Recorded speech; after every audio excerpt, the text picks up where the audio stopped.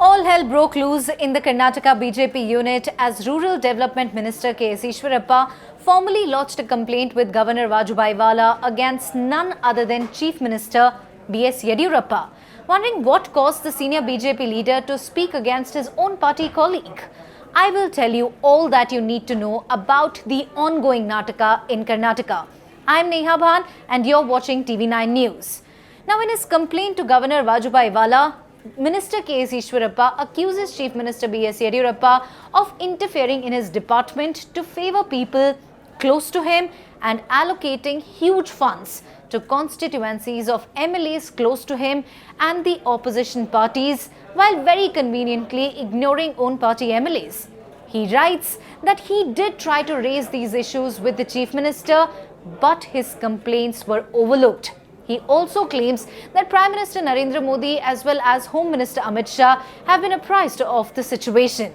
He says, and I quote, "I am at pains to bring to your notice some of the recent actions of our respected Chief Minister relating to my department, which amounts to direct interference in the affairs of ministers in charge of departments in clear violation of Karnataka Transaction of Business Rules 1977 and also against the established practices and procedures relating to the affairs of the state administration." Ishwarappa says that funds worth crores were granted without his knowledge, which embarrassed him. Let's now dive a little deeper and understand what is happening in Karnataka politics and how deep is the wound really. I spoke to senior political analyst Professor Chambi Puranik a little while ago. My question to you, sir, would be, what really prompted K.S. Ishwarappa to write against BJP, given the fact that BJP always claims that it's a party of discipline, it's a disciplined party. But what we see here, what's being alleged by the BJP leader, by its own leader, is favoritism and unscientific allocation of funds. So what's really happening?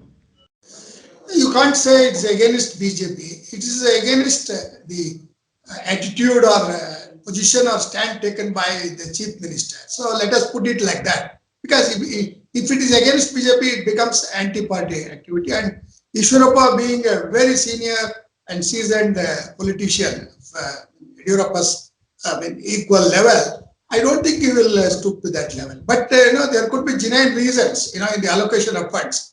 As we have read from the documents, there is more allocation for Bangalore city and for the Jilla Parishad in Bangalore as compared to number of about 30 to 40 constituencies where Mr. Ishwarappa has to allocate funds also.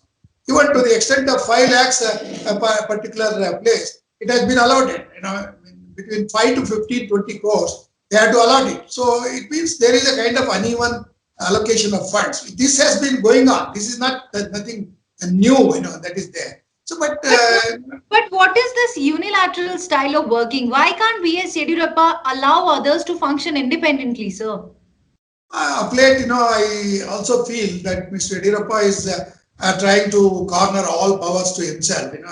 He being a Democrat and a disciplined senior member of the BJP party and builder of Karnataka BJP, I think he should also accept the ground realities that his popularity is definitely an asset.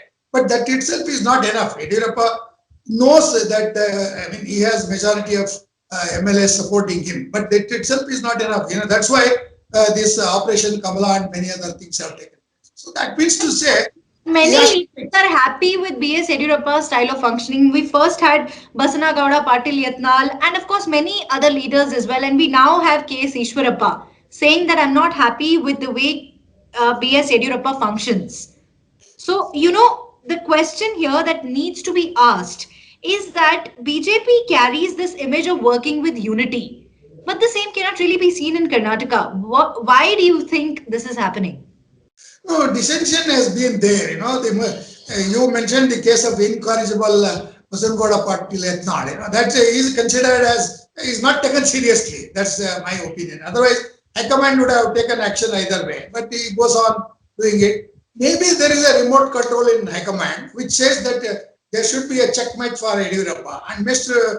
Ishwarappa could be of that level. You can't compare Ishwarappa with Yatnal. So, being a cabinet minister, he has, I think, gone beyond the protocol, in terms of exchanging his views or differences with the allocation of funds and all. But he It's a says, but what really was the other option before him, sir? He says he did inform Mr. Prime Minister, he did inform Mr. Home Minister as well, but nothing was done. And the question here is, why was no action taken? Okay, let's forget about action at this point of time. The question is, why are they mum? Is this because of the clout that B.S. Yediyurappa enjoys in Karnataka and the fact that it would be hard for BJP to survive in the state without him?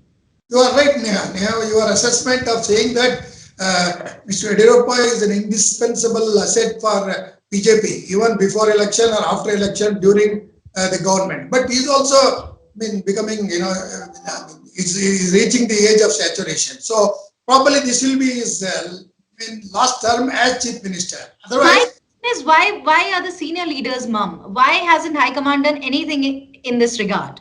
no, see, the other problem is it will be Arakiri if you touch Yediyurappa. That is also there, that risk is there. Without him, supposing you change the leadership now, many people, including Yatnal, want it. Within 2 months, the government will collapse because the loyalists of Yediyurappa will not accept that. And also the critics of Yediyurappa will also have to understand that the coming elections are there. BJP being a national party with a lot of discipline and definite agenda to retain Karnataka as a South India bastion and also kind of a stronghold in the entire south, whereas in other parts it's playing secondary role. Here it's playing a primary role. Now, why would BJP lose that? So they would say, you tolerate with Mr. Yediyurappa. With his consent, we will think of next change of leadership. And 3, 4, 5 names can be there. The silent dissenters are there. Diplomatic dissenters are there. Recently, Madhuswamy has been keeping quiet. He was a very vocal supporter of Mr. Yediyurappa. So many things are there. It is natural in all parties. In BJP itself, without Yediyurappa, BJP cannot think of forming a government or surviving even in the midst of this particular term, which is a very critical one. Professor Puranik, if you remember in 2008 when BJP came to power, there were serious corruption allegations leveled against Mr. B.S. Yediyurappa, post which he had to step down. Does it, can we say that B.S. Yediyurappa hasn't really learned his lesson? I think so. Because once bitten, twice shy. I think Yediyurappa is not a very sophisticated politician like Ramakrishna Hegde or S.F. Krishna or Virendra Patil. But he is a grassroots level person, from ordinary RSS worker up to chief minister and bringing the government to power 2 or 3 times. That itself is a credit for him. That means he is a mass leader.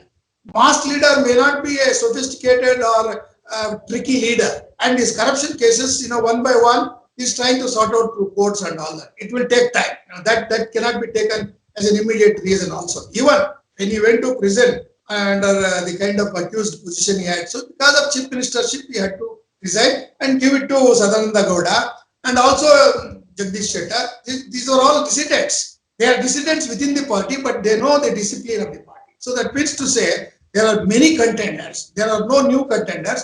There are many old contenders. And people that in BJP who are knowing this also, that let Yediyurappa term be over. One thing. Then another thing I will tell you, very important, please know, must take Yediyurappa into confidence and then build a new leadership or acceptable consensus leader for the next election of BJP when it comes to the general election or even midterm also. Many times in your channel we have discussed, the collapse of government and midterm and all. Whatever may be, BJP should not take a hasty step. That's why I said it's a harakiri to change him. But you also check and tell him that, see, you are such a respected leader of BJP and we always think of your contribution. But that itself is not enough. You must keep your family away. You must take everybody into confidence and your distribution of funds should be scientific or fair or on the basis of needs of the constituencies. All right.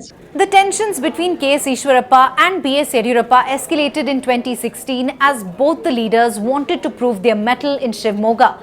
But then they patched up at the time of the last assembly election. K.S. Ishwarappa even started an agitation in 2020. He wanted ST status for his Kuruba community. Many political pundits are of the view that BJP cannot survive in Karnataka without B.S. Yediyurappa, as he's the strongest Lingayat leader. Well, do remember, Lingayats constitute a major support base for the BJP in the state. Many thanks for watching. If at all you like the information that I've shared, do not forget to subscribe to TV9 Digital across all social media platforms. Stay safe.